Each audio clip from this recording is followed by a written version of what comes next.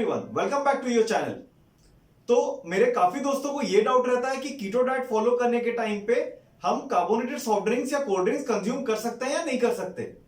सबसे पहले मैं आपको ये क्लियर कर दूं, मैं कीटो डाइट फॉलो नहीं करता और मैं किसी को सजेस्ट भी नहीं करता कि वो कीटो डाइट फॉलो करें। लेकिन अगर आप में से कोई भी कीटो डाइट फॉलो करना चाहते हैं, आपके बॉडी का पहले चेकअप करवा लें। पहले आप अपना ट्राइग्लिसराइड्स लेवल, आपके कोलेस्ट्रॉल लेवल, सब कुछ आप चेक करवा लें। एक बार डॉक्टर से बात कर लें और अगर ये आपके लाइफस्टाइल में ये डाइट अगर फिट इन हो जाता है तो आप इसको ले सकते हैं।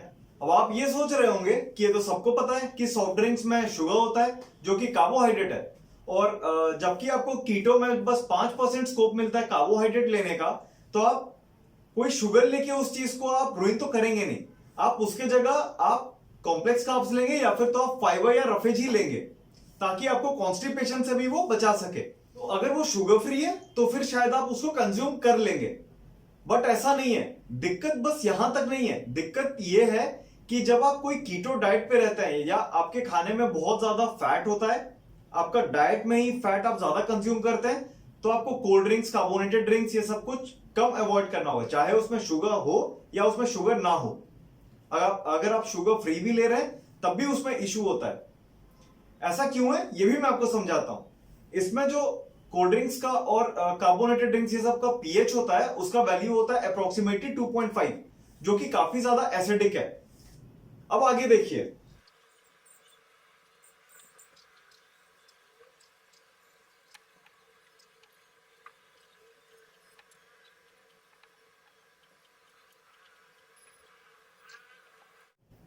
अब देखिए इसमें जब भी हम खाना खाते हैं, खाने में बेसिकली मैक्रोन्यूट्रिएंट्स क्या होते हैं? प्रोटीन्स, कार्बोहाइड्रेट्स और लिपिड। जो आपके फैट होते हैं ये लिपिड के अंडर ही आते हैं। जैसे लिपिड के अंदर 3 चीज बेसिकली आ जाते हैं, जैसे कि आपके हो गए कोलेस्ट्रॉल, फैट और आपके हो गए फॉस्फोलिपिड। तो सपोज हमने यहां पे खाना खाया, ये सपोज हमारा माउथ है, हमने खाना खाया, खाना यहां से गया। अब जो कार्बोहाइड्रेट होता है वो तो यहीं पे डाइजेस्ट होना चालू हो जाता है माउथ में ही, एमाइलेज के कांटेक्ट में आने के बाद। जो प्रोटीन होता है वो स्टोमक में उसका डाइजेशन चालू होता है। ये पार्ट हमारा स्टोमक है, स्टोमक में उसका डाइजेशन चालू होता है प्रोटीन का। अब थर्ड होता है हमारा लिपिड। लिपिड का हमारा डाइजेशन चालू होता है जैसे ही हमारा स्टोमक खत्म होता है। ये ड्यूडेनम है, ये स्मॉल इंटेस्टाइन का सबसे पहला पार्ट है और स्टोमक का बस इसका एंडिंग वाला पार्ट है। इसको मैं आपको थोड़ा बड़ा करके अगर दिखाऊं,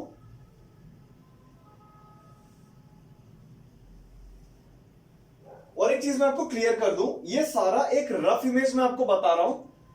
कोई भी ये चीज को ये मत समझिए कि एग्जैक्टली ऐसा ही दिखता है, मतलब रफली ऐसा ही दिखता है, लेकिन आप इसको पूरा मत समझिएगा कि यही है हमारे अंदर जैसा भी ये मैंने बनाया। तो ये है हमारा ड्यूडेनम, जो कि है हमारे स्मॉल इंटेस्टाइन का पार्ट, ये वाला पार्ट। अब जब इधर हमारा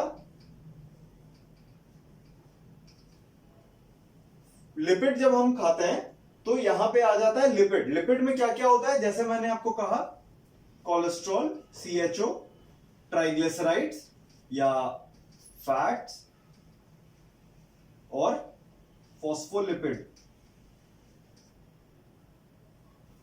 ये 3 चीज मिला के बन जाते हैं हमारे लिपिड। जब हम खाते हैं, मतलब फैट, ट्राइग्लिसराइड्स और फॉस्फोलिपिड, तो ये यहां से ड्यूडेनम में आता है। तो ये जो ड्यूडेनम में आया, तब ड्यूडेनम में क्या होगा, आपका ये ड्यूडेनम के ये चारों तरफ वाटरी सब्सटेंस होता है। तो ये फैट के साथ ये स्टिक नहीं करता, क्योंकि आपने देखा होगा पानी में जब भी ऑयल आएगा तो ऑयल ऊपर चला आता है, और अगर ऑयल के काफी सारे ड्रॉपलेट्स हैं तो एक दूसरे के साथ मिल भी सकते हैं। तो यहां भी कुछ ऐसा ही होता है। जो ये वाटरी लेयर होता है वो सारे फैट को एक दूसरे में ऐसे ग्लोब्यूल की तरह बना देता है, और ये थोड़े बड़े ग्लोब्यूल होते हैं। अब इसके बाद क्या होता है, अब हमको अगर इसको डाइजेस्ट करना है इस ग्लोब्यूल को, तो इसको हम लोग को तोड़ना होता है। सपोज कि जैसे आप कभी कोई फैटी चीज खाते हैं आपके हाथ में कैसा ग्रीजी सा हो जाता है। अगर आपको वो ग्रीस को हटाना है, आपको क्या करना होगा, या तो आपको सोप डालना होगा या फिर आपको कोई डिटर्जेंट डालना होगा ताकि वो ग्रीस आपके हाथ से निकल सके। अब देखिए, लीवर प्रोड्यूस करता है बाइल सॉल्ट, और भी कुछ चीजें प्रोड्यूस करता है जैसे कि कोलेस्ट्रॉल, ये सब भी, लेकिन हम इसके कॉन्टेक्स्ट में देखेंगे तो बाइल सॉल्ट प्रोड्यूस करता है और उसको स्टोर करता है ये ब्लू वाला चीज जो कि है आपका गॉल ब्लैडर। तो जब भी फैट मॉलिक्यूल्स यहां आते हैं, ये डियोडेनम के आजू बाजू सेल्स क्या करते हैं, इसको सिग्नल भेज देंगे गॉल ब्लैडर को कि आप वहां से बाइल सॉल्ट अब रिलीज करो। लीवर जितना ही बाइल सॉल्ट बनाता है सारा स्टोर होता है गॉल ब्लैडर पे ताकि वो बाद में यूज हो सके। तो जैसे ये रिलीज होगा, ये इस फैट के चारों ओर घुल मिल जाएगा और एक डिटर्जेंट की तरह इसके ग्रीस को कम कर देगा और उसको तोड़ देगा छोटे छोटे पार्ट्स में। अब ये क्या होंगे, छोटे छोटे ग्लोब्यूल्स में ये टूट जाएंगे। और ऐसा क्यों होगा, यहां देखिए, ये आपका पैनक्रियास है। पैनक्रियास से आपका रिलीज होता है बाइकार्बोनेट और आपका होता है लाइपेज, इसको तोड़ने के लिए। तो अभी जब पैनक्रियास से जब ये बाइकार्बोनेट यहां पे रिलीज करेगा इसी जगह पे, तो ये बाइकार्बोनेट इसको न्यूट्रल करता है। क्योंकि देखिए, आप जब भी स्टोमक से कोई चीज आता है वहां से हाइड्रोक्लोरिक एसिड के साथ थोड़ा बहुत मिलके आता है और ये होता है एसिडिक, जो हाइड्रोक्लोरिक एसिड होता है। मैं आपको एक रफ एस्टिमेशन दिखा देता हूं। सपोज ये है 0, ये है 14। ये एक पीएच स्केल है जिसमें आपको पता चलता है कौन सा चीज एसिडिक है, कौन सा चीज बेसिक है। ये बस उसको रिप्रेजेंट किया जाता है ऐसे। काफी लोग को ये पता भी होगा। और यहां होता है 7। 0 होता है बहुत ज्यादा एसिडिक, 14 होता है बहुत ज्यादा बेसिक, मतलब जो एसिड ना हो उसका पूरा उल्टा, और 7 होता है न्यूट्रल, मतलब आपका जो पानी का भी पीएच होता है, ये होता है पीएच स्केल ना, तो इसको हम लोग पीएच से ही रिप्रेजेंट करते हैं। तो जैसे आपका हो गया, आपके स्टोमक का जो आपका हाइड्रोक्लोरिक एसिड होता है, ये होता है अराउंड 1 पे। ये होता है स्टोमक का हाइड्रोक्लोरिक एसिड, ये होता है, इसका पीएच होता है 1। जब हम इस कॉन्टेक्स्ट में बात कर रहे हैं जैसे कि कार्बोनेटेड ड्रिंक्स, सॉफ्ट ड्रिंक्स, उसका पीएच होता है अप्रोक्सीमेटली 2.5, और 7 से यहां जितना भी आएगा वो होता है एसिडिक, और इस तरफ जाएगा तो होता है बेसिक। और जो फैट है, फैट डाइजेस्ट ही होता है अगर वो जितना न्यूट्रल में आ सके, मतलब 6 तक भी आने से उसका डाइजेशन चालू हो सकता है, और अगर 7 पे आता है तो प्रॉपर न्यूट्रल पे आता है, और इस तरफ जाता है तो फिर बेसिक हो जाता है वो। तो जैसे ही ये न्यूट्रल पे आया तो इसका चालू हो जाएगा डाइजेशन होना। तो बाइकार्बोनेट क्या हेल्प करता है, बाइकार्बोनेट का पीएच होता है अराउंड 9। तो अब बाइकार्बोनेट क्या करेगा, बाइकार्बोनेट इन सब के साथ मिलके स्टोमक का आपका हाइड्रोक्लोरिक एसिड और आपका कोई भी आप जब खाना खाते हैं, जब भी ये यहां से पास होता है तो उसको ये इसके साथ मिल जाएगा और उसको बेसिक की तरफ उसको खींचने की कोशिश करेगा और एक न्यूट्रल जोन पे उसको लेके आ जाएगा। तो जब ये न्यूट्रल जोन पे आया, ये फैट का सबसे अच्छा एटमॉस्फेयर है कि वो डाइजेस्ट हो जाए। अब देखिए, पैनक्रियास क्या करेगा, पैनक्रियास बाइकार्बोनेट के साथ लाइपेज भी रिलीज करेगा। लाइपेज क्या करता है, गॉल ब्लैडर से निकला हुआ जो बाइल सॉल्ट, इसको ऑलरेडी तोड़ा हुआ होता है इस ग्लोब्यूल को, लाइपेज उसको और ज्यादा तोड़ता है। मतलब कि सपोज कर लीजिए एग्जांपल के लिए ट्राइग्लिसराइड्स, जैसे ये ट्राइग्लिसराइड क्या होता है या फैट क्या होता है, एक ग्लिसरॉल का एक होता है। एक ग्लिसरॉल में अगर 3 फैटी एसिड ये अगर अटैच है, ये हो गया आपका ट्राइग्लिसराइड से आपका जो फैट हो गया। तो अब लाइपेज क्या करेगा, 2 को तोड़ देगा फैटी एसिड को, तो ये क्या रह गया, 2 फैटी एसिड अलग हो गए, एक ग्लिसरॉल के साथ एक फैटी एसिड का चेन ये अलग हो गया।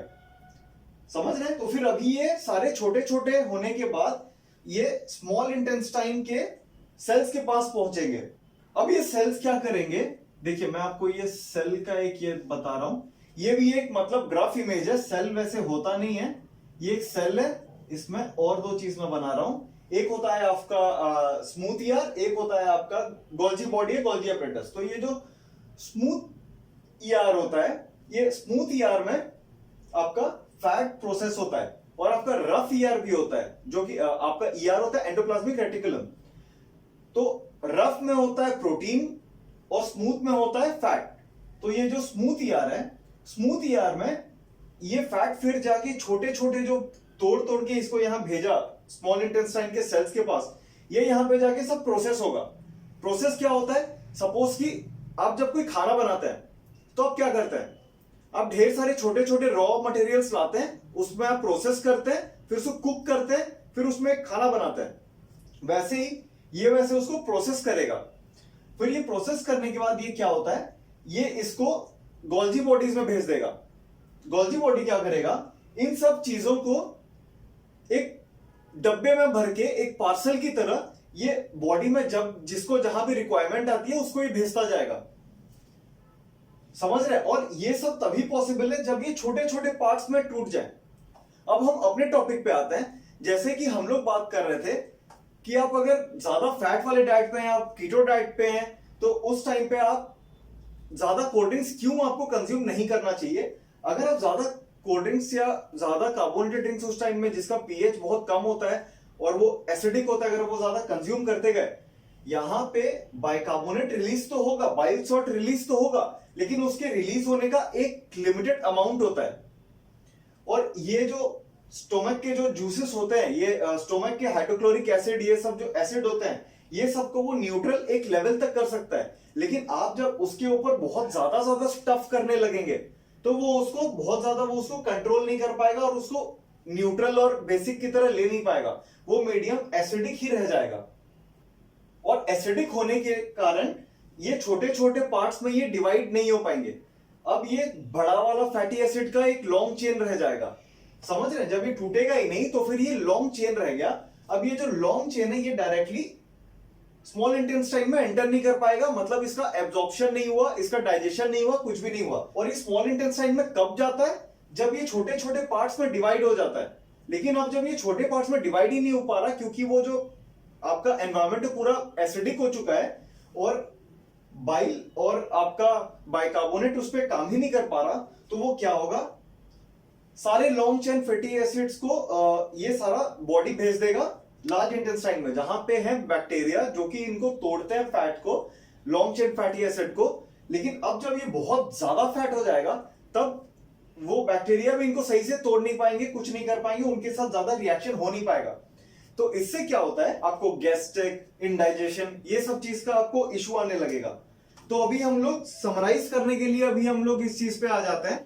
इमेजिन करिए डाइट में बहुत ज्यादा फैट है, तो कोई और फैट खाया जा रहा है और कार्बोनेटेड सॉफ्ट ड्रिंक्स पिए जा रहा है, मतलब कि कोल्ड ड्रिंक्स जो आपका भी है वो अगर पिए जा रहा है, तो पेट में क्या होगा, ये पूरी तरीके से घुल मिल जाएगा और पूरी चीज एसिडिक हो जाएगी। और आपको ये चीज मैं बता दूं कि सबसे ज्यादा टाइम लगता है फैट को डाइजेस्ट होने के लिए। तो आपके स्टोमक में बहुत देर तक वो चीज एसिडिक होके ही रह जाएगा। तो बाइकार्बोनेट उस एसिड मीडियम को न्यूट्रल की ओर ले जा नहीं सकता फिर। तो अब उसमें क्या इशू आएगा, इसमें आपको इंडाइजेशन होगा, आपके विटामिन ए डी ई के का एब्जॉर्प्शन नहीं होगा सही से, आपके स्टूल में बहुत ज्यादा फैट आएगा, इसको हम स्टेटोरिया भी कहते हैं। और इसके बाद आपके जो आपके पॉटी होता है उसमें ऑयल आएगा, उसमें वो फाउल स्मेल होगा। ये पूरे हार्मोन्स के बैलेंस को बिगाड़ देती है। इवन जब हम चीट मील या चीट डे भी करते हैं, जब हम 2 दिन तक कंटिन्यूस कर लिए चीट डे, कभी कभी ऐसा भी होता है जब हम अपने आप को रोक नहीं पाए, पिज्जा खा लिया, कुछ खा लिया, उसके साथ हम लोग कोल्ड ड्रिंक्स पी लिए, जो कि बहुत ज्यादा कॉमन है। पिज्जा के साथ कोल्ड ड्रिंक्स पीना, कोई और फैटी फूड के साथ, जंक फूड के साथ कोल्ड ड्रिंक पीना जिसमें बहुत ज्यादा फैट कंटेंट हो। नेक्स्ट दिन हमारे साथ यही इशू होता है कि इंडाइजेशन हो रहा है, स्टूल फ्लोट कर रही है। वैसे अगर ये कई दिनों से कंटिन्यू हो रहा है तो इसके और भी रीजंस हो सकते हैं, अगर जैसे गॉल ब्लैडर का माल फंक्शन होना, पैनक्रियास का माल फंक्शन होना, आपके स्टोमक में ज्यादा एसिड फॉर्मेशन होना। लेकिन ये सब का रिलेवेंस इस टॉपिक में नहीं है। फर्दर कोई टॉपिक में अगर इसका कोई रिलेवेंस होगा तो हम उस पर ये डेफिनेटली डिस्कस करेंगे। उम्मीद करता हूं इसमें से आपको कुछ नया सीखने को मिला होगा, और इसमें से अगर आपको कुछ भी नया सीखने को मिला है तो लाइक, शेयर और सब्सक्राइब जरूर करें। और अगर आपको मुझसे कुछ भी पूछना हो या मुझसे कनेक्ट करना हो तो मेरा इंस्टाग्राम लिंक मैं नीचे डिस्क्रिप्शन में डाल दूंगा। Thank you.